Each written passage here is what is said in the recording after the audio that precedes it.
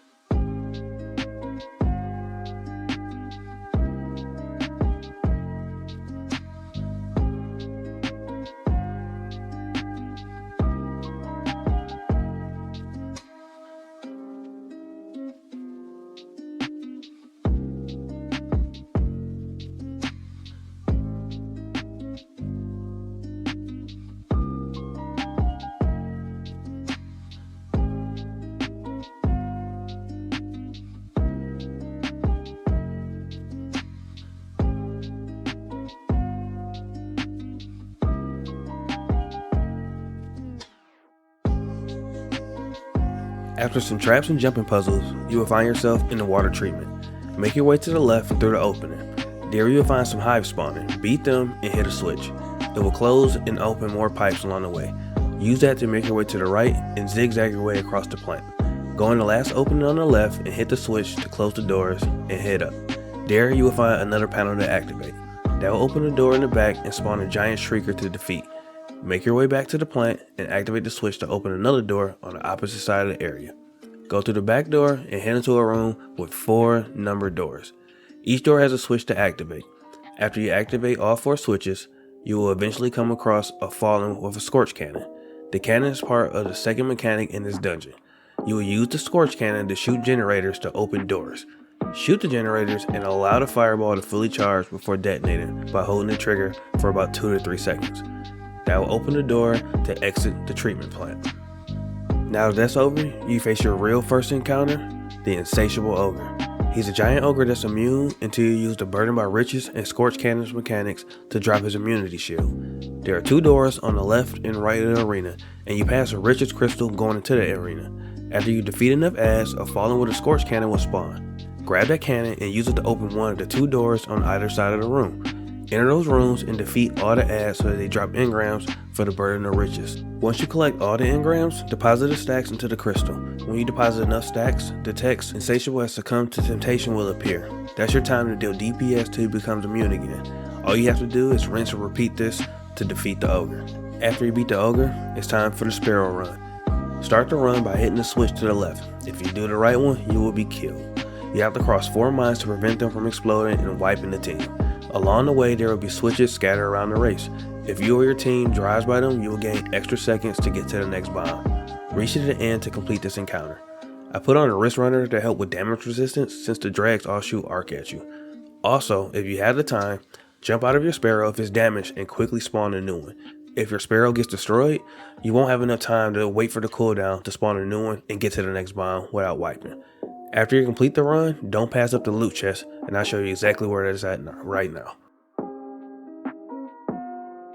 Now that you're past the Sparrow Run, it's time to enter the Fallen Fortress and take down the shield so you can enter the boss's lair. To break the shield, you have to destroy the weak points surrounding it. To do that, you must find and destroy a shielded servitor and use it as ammo to attack the shield with a cannon. Use the cannons to aim where you want to go, and take a Scorch Cannon and use it to activate the cannon to move to another island. Keep going to the left till you see a shielded servitor spawn. On each island, there's a building with a Riches crystal inside. Defeat the nearby fallen to spawn engrams for the Burden by Riches debuff. Deposit the stacks into the crystal to the servitor's shield drops. Defeat him and his body can be used to attack the shields. You have about 1.5 minutes to aim the cannon at the shield in the sky in the middle of the room. Use the Scorch Cannon to launch the servitor and damage the shields. Repeat this process on every island until you drop the shield's health and the encounter is over. Now all that's left is defeat the fallen captain, Avarokk. Avarokk is very similar to the ogre earlier in the dungeon. You have to collect engrams to gain the burden to deposit stacks into the crystals to drop his shield. Enter the arena and search for a fallen with a Scorch Cannon. Grab it and look for an open generator.